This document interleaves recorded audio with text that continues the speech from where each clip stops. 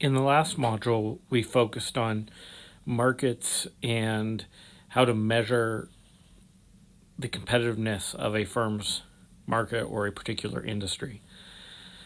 In this module, our focus is going to be on sort of half of the market, which is demand, and looking at how would a firm determine what its demand is, how does its demand behave. This first video will largely be review from an undergrad sort of principles of micro sort of perspective.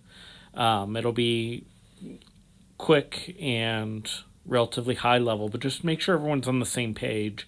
Whereas the next couple videos are really going to be about how to use elements of demand to inform pricing decisions, to make different choices, those sorts of things. And then in Module 3, we'll talk about actually estimating demand. Okay, so when we talk about demand, we're talking about the amount of a good or service, either one, that can be purchased at alternative prices, holding all else equal. So we're sort of pretending that nothing else is changing. We're going to allow other things to change later, and I'll show you how that fits in. But when we talk about demand, we're basically saying, okay, at all these different prices that the firm has available to them, how much output or how, quantity, whatever you want to think of, do the buyers actually want to purchase at those different prices?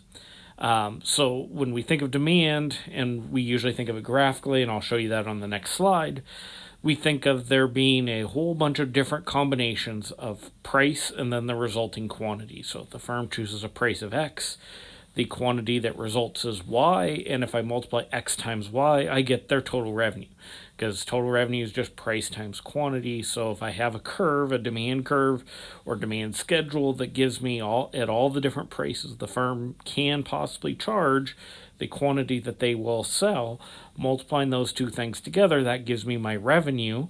And then once I account for costs, maximizing profits, at that level is pretty straightforward. So firms are very interested in what their current demand looks like and in forecasting what their future demand will look like.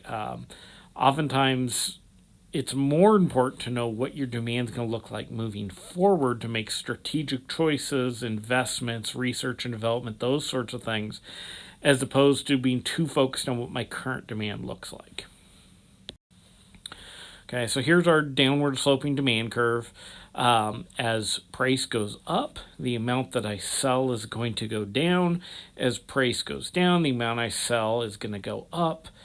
Every firm is going to have that relationship between price and quantity, whether their demand curve is very, very steep, meaning that quantity does not respond very much to changes in price, or whether it's very, very flat, where quantity responds tremendously to changes in price, is going to vary firm by firm, and that's going to be one of the things that we're going to be interested in actually estimating and trying to determine, because it's going to be useful for firms in making decisions and in their behavior to know that information. Okay, so things that will shift demand around, meaning shift right, shift left. At the same price, people will want to buy more or less. So again, this is sort of a principles of micro kind of level. Income, and it depends on whether the good's normal or inferior. Most goods are normal, where if your income goes up, you buy more of the good. If your income goes down, you buy less of the good. So think vacations, automobiles, those sorts of things are all normal goods. Inferior goods are goods for when your income goes up, you actually buy less of it. When your income goes down, you buy more of it. So things like ramen noodles, boxed macaroni and cheese, Spam, those sorts of things are typically thought of as inferior.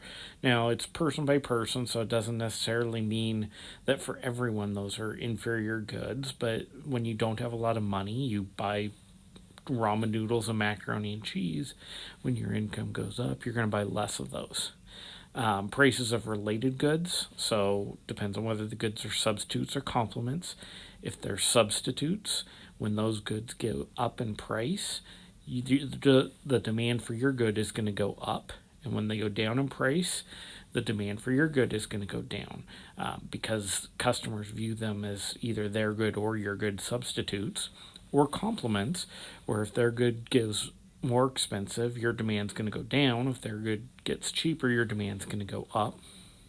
If you remember to the last module, we said cross-price elasticity of demand.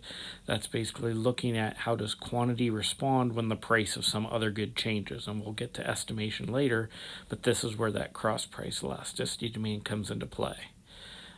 Advertising, consumer taste, population, expectations, all of those things are going to influence what demand looks like at any given point in time. Okay, now we've talked about estimating it, and we've talked about what it looks like. Here's mathematically what we're saying. We're saying that the quantity demanded, the amount of sales that a firm will have, is a function of their price. So the subscript X here is talking about good X. So the quantity demanded for good X is a function of the price that they charge, and we know this should have a negative sign because if price goes up, quantity is going to go down. If price goes down, quantity is going to go up. Price of related goods, whether they're complements or substitutes, this could be positive or negative depending on whether they're complements or substitutes. If price goes up and quantity of price of Y goes up and quantity of X also goes up, then we know they're substitutes. If the opposite happens, we know they're complements. Income depends on normal or inferior. If it's normal, we would expect a positive sign there.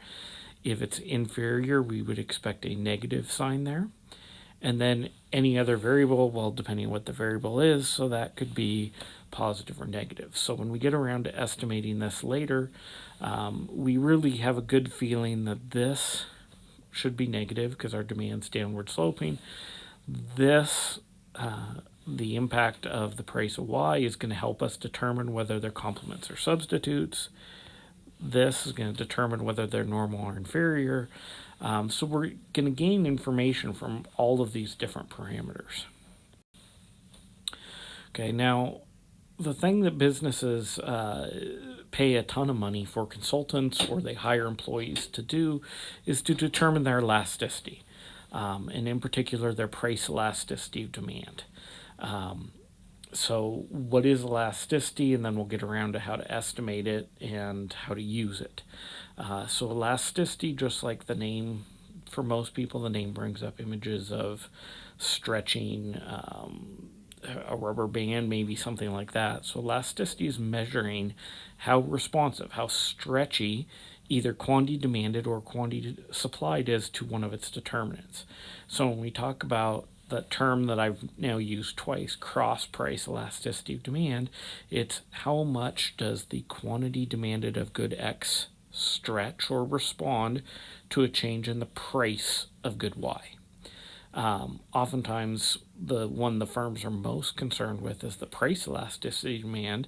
How much does their quantity respond to a change in their price?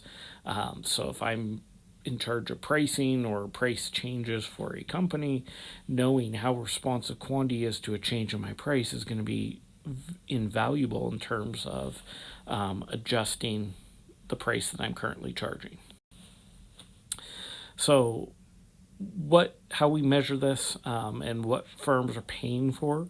So the price elasticity of demand, which we're going to call big E with a subscript of D, is the percentage change in quantity demanded divided by the percentage change in price.